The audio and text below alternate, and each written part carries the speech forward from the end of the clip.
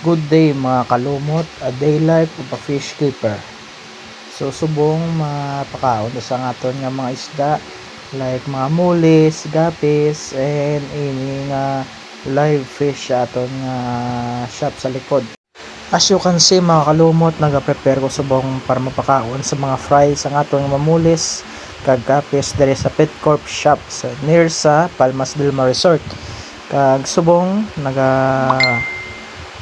tinlo ta sang ilang aquarium kag naka-check ta kung may patay kag wala kay subong nga panahon tugnaw kag init hindi maayo maka-breeding ang isda kag dapat magpakaon ta tsaktuhan lang kay para hindi ma-overfeed ang isda mga kalumot.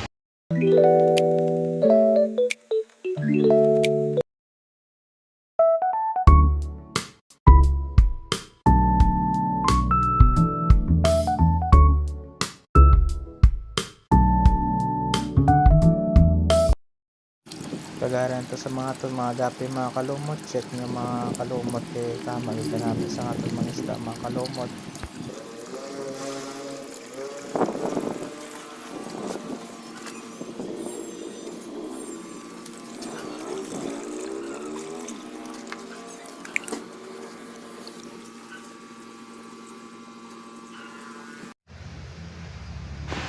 And then ba sa gusto niyo mo bakal sa mga isda mga kalumot, visit na lang ang Pet Corp shop dari lapit sa Palmas del Mar subdivision.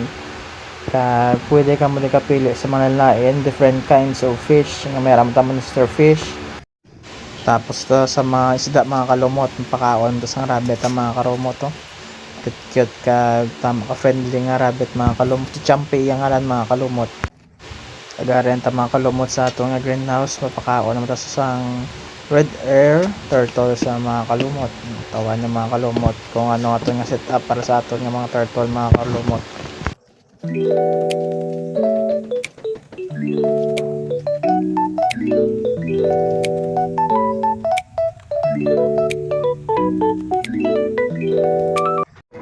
And mga kalumot, tapos ito sa back portion sa ato nga pet shop mga kalumot, dali naman ito sa sulod sa pet shop mga kalumot ng pakaon. Mayroon mo din mga flower horn, platis, mules, mayroon man ta mga kinds of koi, mayroon ta short body koi, mayroon ta aquarium, and a lot of kinds of accessories para sa aton mga isda mga kalumot.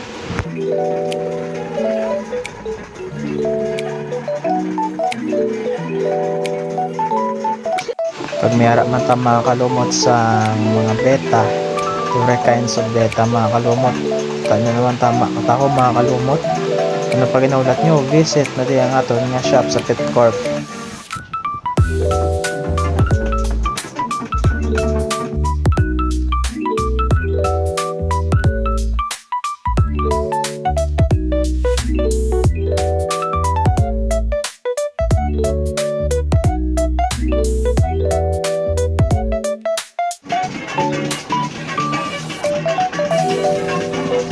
Mayroon man ta mga kalumot lain, mga parakeets, may blue dilliot, may rainbow parakeets and red parakeets mga kalumot.